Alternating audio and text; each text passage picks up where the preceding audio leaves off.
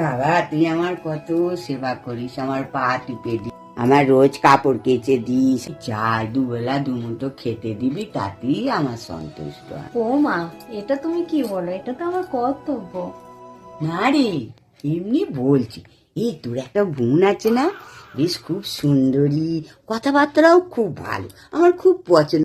ভাবছি তো দেওরের সঙ্গে বিয়ে দেবো, দু বোনে কেমন একসঙ্গে থাকবি, মিলেমিশে, আমারও যত্ন হবে।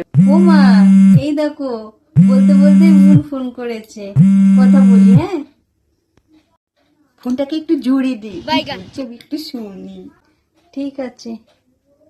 হ্যালো বোন, বল। এই দিদি, আমার সাথে একটু বাজারে যাবি? চো না। ও না রে, আমি এটা এখন যেতে পারবো না, আমার শাশুড়ি খুব শরীর খারাপ।